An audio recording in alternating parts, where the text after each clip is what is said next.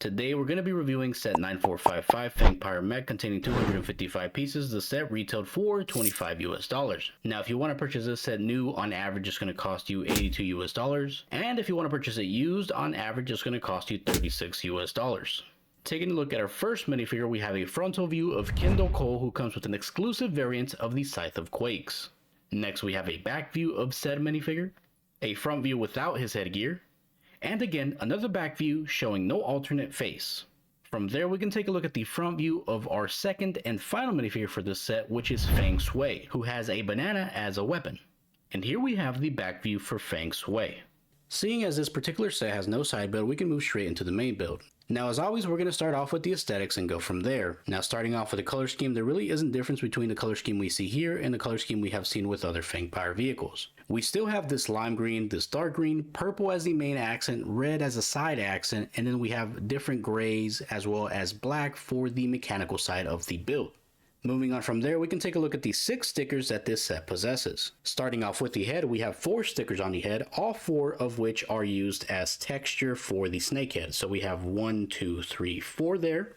And from there, we can take a look at this left arm, where he has another one that says NAB11. And from there, we can take a look at our final sticker here, which is just controls in the cockpit section. Moving on from there, we can take a look at the actual anatomy of this build. Starting with the head, this version of the head is something that I've actually praised in the past, but ever since seeing one of the other Fangpyre vehicles have a lower jaw to this head, I always feel like this version of the head is always missing something. Another thing is that the head itself is actually very large compared to the rest of the mech, which really throws you off. From there, we can take a look at the arms. Now the arms themselves are a good length. The only issue that I'm having with these arms is the thickness. There's no consistency between the essentially forearm and then the upper arm here, which is really throwing you off in how the arm looks, in my opinion. Now from there we can move to the torso, which is a little bit harder to see here, but I'm going to try my best to show you. The torso itself seems very small compared to the rest of the body, especially with the head being so big, so it just feels very condensed down and just very small compared to everything else, really, including the arms as well.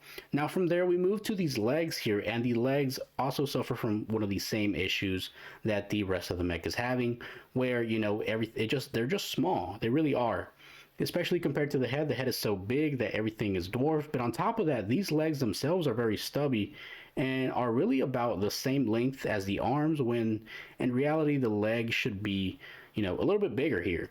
And I think another issue that's really causing this is how condensed this torso is. If it was a little bit, you know, taller, I think that a lot of these issues could be fixed, and then the legs would again have to be taller. Now from there we can take a look at the tail in the back here, and with this I have, you know, no issues at all. It looks perfectly fine to me, and you can, you know, move it around perfectly fine as well. Finally, we can take a look at the play features and mobility that this mech has to offer. As always, we're going to start with what I would consider the worst play feature and work our way to what I would consider the best play feature. Now with that being said, let's start with the cockpit area.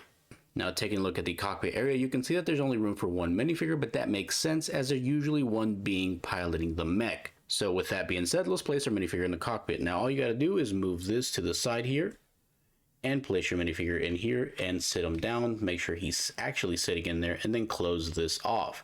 Now this is a okay feature. I wouldn't say it's the best feature for a couple reasons.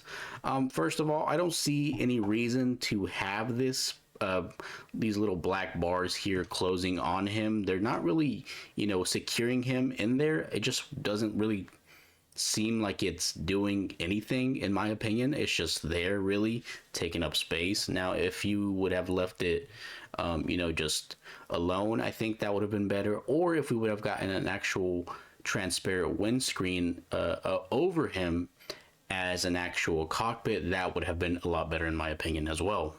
Taking a look at our next functionality, we have the Flickfire missile. Now the Flickfire missile in this case is located on his right arm, as you can see right here. Now the premise with Flickfire missiles is that you aim them and then you flick the back like so, and it goes launching. Now it, you know, is a little bit harder to hit this particular one just because everything's in the way, mainly these two studs here, so it's kind of hard to get a good flick there to make it launch. So that function, while it works, it doesn't work super well because of the fact that the two studs get in the way. Now the next functionality has to do with the claws or hands of the mech. Now the way that this functionality works is that you take these claws and you can, close them or open them, whatever the case may be that you are trying to achieve, and you can use those to either hold other things or capture ninja.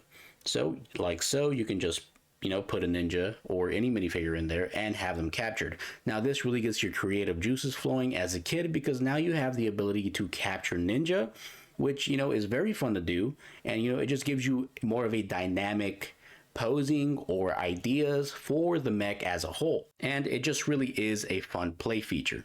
Finally, we can take a look at the last play feature, which has to do with the mech's ability to go around in circles. Now, it's easier for me to show you this than it is for me to explain it, so let's get right into it. Now, we're going to go ahead and hold the mech's legs down as a precaution, and then what we're going to do is take the entire upper body and we're going to start spinning him.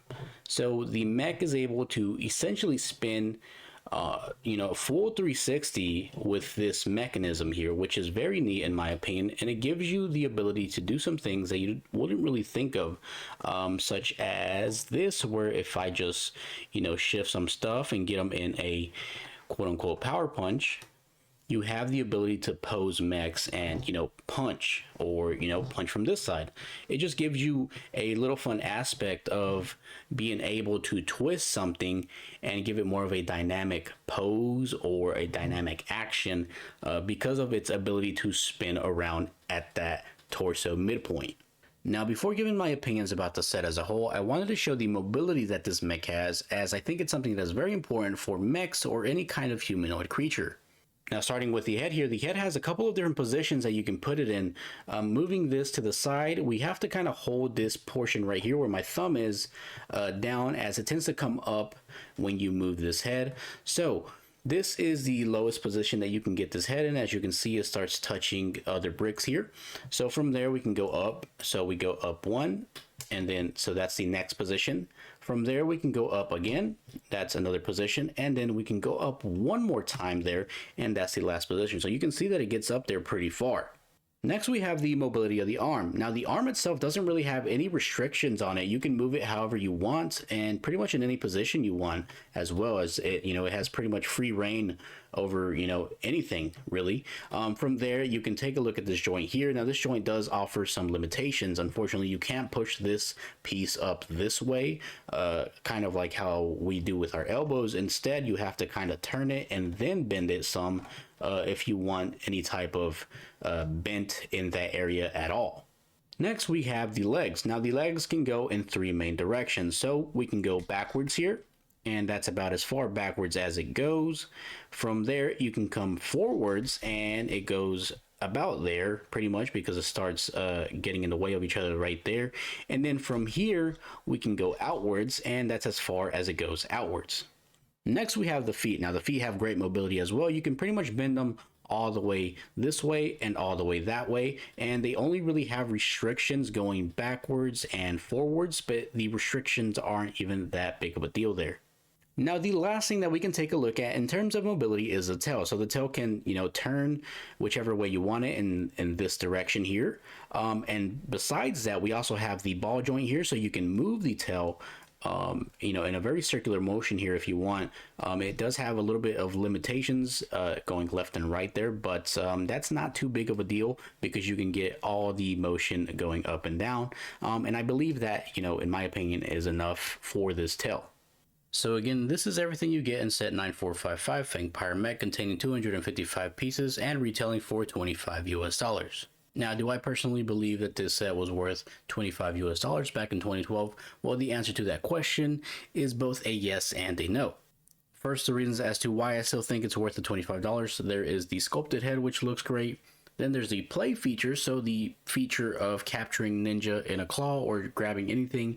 It adds to the creativeness of the actual set, and I really enjoy that aspect of it. And then from there, there's also the ability to spin the upper body full 360 around, which just again adds to the dynamicness and the creativeness of the set as a whole, for kids especially, because you can really mess around with that and have some fun with that. Then there's also the mobility that the actual build has in itself, which really allows it to shine in some aspects with posing or any type of dynamic motions, in my opinion. So those are the positives. Then there's the reasons as to why I don't think it was worth the 25 US dollars. First, the two play features that were considered the worst. The Fangpyre missile doesn't really work as intended just because of how it is built. It's very difficult for me, or probably anyone who has larger hands, to get a proper flick out of that missile right there. So that in itself is kind of a design flaw. Another thing is with the actual cockpit. I again don't believe there was any reason for including any of these black bars up here or whatever they are supposed to be. It just doesn't really add to any of the aesthetic of it. I would have preferred if they kept that off and used those pieces elsewhere. Another thing is that there's a lot of anatomy issues going on here, mainly the head, torso, and legs being the issue here. And apart from that, we didn't get a single side build or any of the collectible staffs from the wave. So taking those things into consideration, it is a little bit more difficult to decide whether it's worth the 25 US dollars. I think here I would just kind of like to meet in the middle, because there is a lot of positive things, there's a lot of negative things. So I think that the price point for this set could have been a little bit lower, more in the 22 to 23 range. But if they would have fixed a lot of the things that I kind of had issues with, such as the Fangpyre missile, or the whatever the cockpit portion on top of that, whatever that is, if they could have just fixed that all together, or the anatomy issues, or instead of that added a little side build. But again, that has been my review of set 9455 Fangpyre Mech. And again, if you guys are enjoying the reviews and enjoying the content, consider liking the video. And if you are enjoying this content and are not subscribed, consider subscribing. It is completely free and helps me out in the long run. Now, I will see you guys in the next video.